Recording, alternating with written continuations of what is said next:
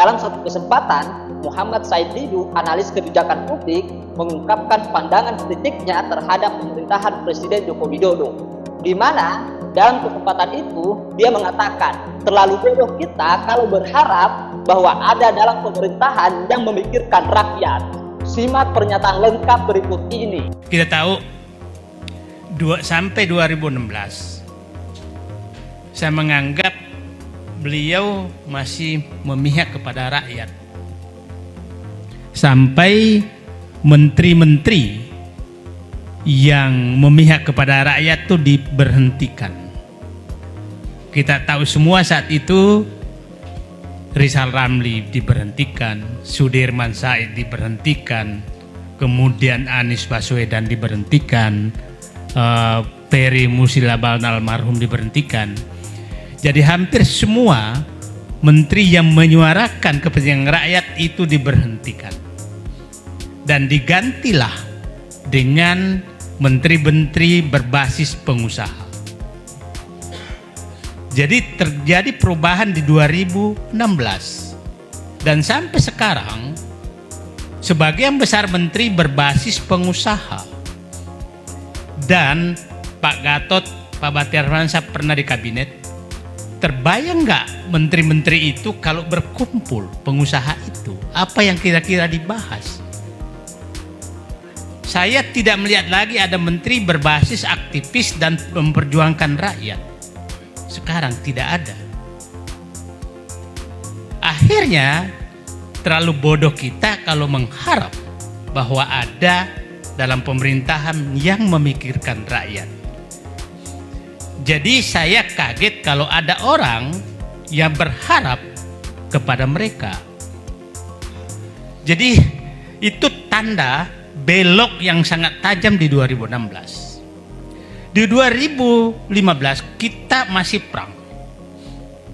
Kejar papa minta saham, kejar Freeport, kejar yang lain. Tapi setelah itu mulai 2017 tambang nikel diserahkan ke Cina. Semua undang-undang yang menghalangi investor itu diubah. Sampai puncaknya Omnibus Law. Itu semua diubah.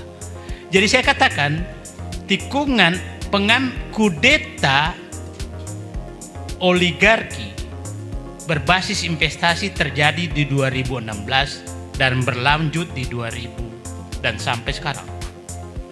Nah, ini berlanjut sampai sekarang, termasuk partai politik juga diambil alih. Jadi kekuasaan sekarang adalah kekuasaan oleh para investor. Jadi bukan kekuasaan politik. Politik adalah alat investor untuk mengobjektifkan kepentingan subjektif dia. Itu istilah yang sering saya pakai. Apa yang dimaksud mengobjektifkan kepentingan subjektif adalah mereka kongko-kongko, para pengusaha ini menyatakan ada yang menghambat nih investasi kita, maka hubungi partai politik, kota partai politik, kami punya ide mau mengubah undang-undang ini, maka diubahlah undang-undang itu. Jadi sederhana sekali negara ini sekarang. Kalau dulu Pak Gatot pernah menyatakan berapa angka menguasai negara, sepertinya sekarang tidak perlu lagi, Pak. Mereka kongko 10 orang, selesailah negara ini. Ya. Nah, yang menariknya undang-undang ini karena seakan-akan terpesan dari suatu negara, dalam hal ini Cina, seakan-akan terpesan dari satu negara. Saya kasih contoh paling nyata, Rempang lah, yang paling baru. Coba bayangkan bulan Juli kunjungan Presiden ke Cina dan Bahlil menandatangani MOU dengan perusahaan Cina. Bulan Agustus keluar keputusan Menko Perekonomian menyatakan bahwa itu proyek strategis nasional. Bulan September penggusuran dilakukan dan 28 September harus menyatakan kosong. Oke? Apakah yang secepat itu terjadi kalau bukan karena negara ini sudah diambil alih oleh investor dalam dan luar negeri. Nah, jadi janganlah berkelit bahwa politik masih menguasai, hukum masih menguasai. Saya menyatakan sudah tidak ada kekuasaan di negeri ini kecuali yang punya uang. Dan mereka sudah dibeli. Kita telusuri pernyataan beberapa pejabat, pernyataan beberapa pejabat. Presiden Jokowi 2019 pada saat kampanye menyatakan siapapun ini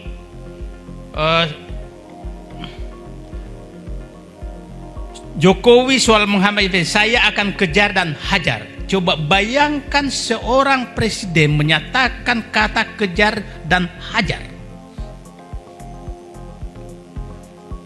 Ya Pak Jenderal Gatot, kalau jenderal bisa ngomong tembak maka prajurit langsung nembak. Ini presiden menyatakan hajar. Nah, kemudian Jokowi itu tanggal 14 Juli 2019 itu kampanye presiden. Artinya saat itu mungkin oligarki sudah menyatakan keluarkan pernyataan keras kalau mau menang. Karena tidak lagi perhatikan rakyat. Tidak ada pembelaan rakyat saat itu. Adalah kita hajar. Tanggal 3 Desember 2021 setelah menang, Jokowi perintahkan Kapolri copot Kapolda yang tak kawal investasi. Makanya jangan heran pada saat pesawat mengantar tenaga kerja asing Cina datang ke Sulawesi Tenggara itu dikawal oleh polisi. Dikawal karena akan dicopot kalau nggak dilakukan.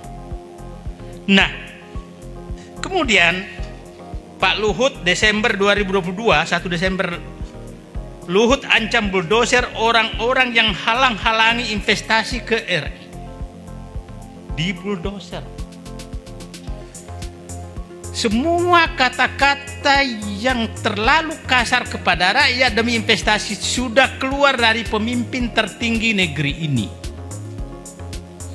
Jadi kalau yang rempang itu hanya pelaksanaan daripada instruksi tertinggi dari pemimpin negeri ini. Nah, berapa hari lalu Menko Polhukam yang saya sering teman diskusi, yang saya anggap ini Prof. Mahfud MD, di Rempang bukan penggusuran tapi pengosongan lahan. Saya sampai kehilangan akal sehat memaknai kata-kata ini.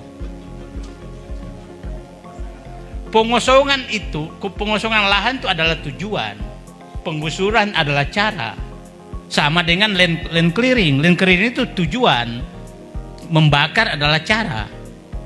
Bayangkan seorang profesor doktor bisa mencari berkamuflase dengan kata-kata demi pembenaran. 2 hari lalu keluar lagi pernyataan menteri, mantan Panglima TNI, menteri ATR, menyatakan mereka tidak punya sertifikat. Mana ada tanah adat punya sertifikat? Ya, HPL juga belum. Dah, terus datang investor dari Cina yang tidak punya apa-apa bisa menggusur rakyat yang ratusan tahun ada di sana. Punya apakah investor Cina itu? Gak punya apa-apa. Punya presiden mungkin. Oh, gitu ya. Punya uang. Dan mohon maaf, Rempang ini adalah puncak gunung es yang terjadi banyak di tempat lain. Banyak di tempat lain, Morowali, Sangihe, Maluku Utara, Kalimantan Barat, Kalimantan Timur, Sumatera Barat. Jadi penutup saya berharap mari selamatkan negeri ini dari tangan-tangan investor yang dibungkus investor. Saya ingin katakan, jangan kita dikelabui dengan kata investor.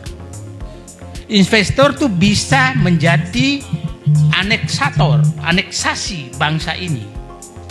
Yang hanya investor hanya bisa dikatakan investor apabila memberikan 5 manfaat. Kalau tidak memberikan ini maka dia penjajah. Oke Pak? 1. Meningkatkan pendapatan negara. Yang kedua, mendorong pertumbuhan perekonomian nasional. Yang ketiga, menampung tenaga kerja. Yang keempat, meningkatkan kesejahteraan rakyat. Yang kelima, meningkatkan nilai tambah sumber daya alam dan dinikmati oleh rakyat. Itu baru investor namanya. Kalau 5 hal ini tidak terjadi, maka dia adalah penjajah.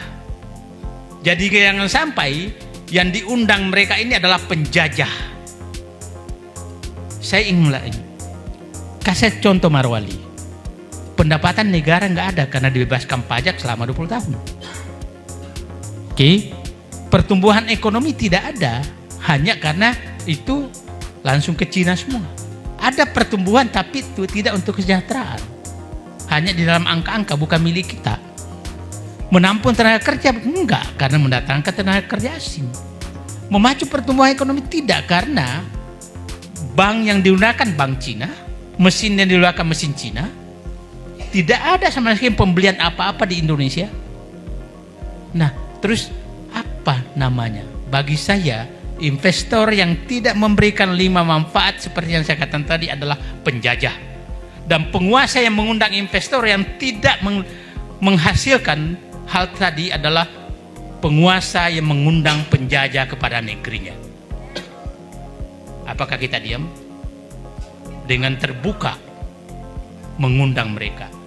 Dan selalu saya was-was kalau pemimpin tertinggi negeri ini berkunjung ke Cina. Saya selalu menunggu apa lagi yang akan dijual. Ya, coba kereta api cepat berapa kali kunjungan, kemudian Marwali, kemudian IKN sedang ditawarkan. Jadi mudah-mudahan Presiden kita masih menganggap dirinya Presiden Republik Indonesia yang setara dengan Presiden Cina, bukan gubernur di bawah Presiden Cina. Pandangan yang disampaikan oleh Said Didu dalam kesempatan tersebut bisa kita tarik beberapa hal. Pertama, menteri yang dipecat oleh Jokowi pada tahun 2016 adalah merupakan tokoh-tokoh yang merepresentasikan keberpihakan pada rakyat. Kedua, kepemimpinan Presiden Jokowi sejak tahun 2016 hingga per hari ini sudah tidak lagi sejalan dengan visi kepemimpinan bangsa ini, yakni mewujudkan keadilan sosial dan kesejahteraan sosial. Dan yang ketiga, wajah pemerintahan Presiden Jokowi hari ini adalah from demos to oligarki. Namun pertanyaannya sekarang, apakah benar yang dikatakan oleh Said Didu bahwa Presiden Jokowi sudah tidak lagi berpihak pada rakyat? Lalu bagaimana dengan hasil survei yang menunjukkan 80% masyarakat merasa puas dengan kinerja pemerintahan Presiden Jokowi, di mana hal itu menunjukkan bahwa hanya tersisa 30% masyarakat yang merasa tidak puas dengan pemerintahan Presiden Jokowi, termasuk Said Didu dan kawan-kawannya.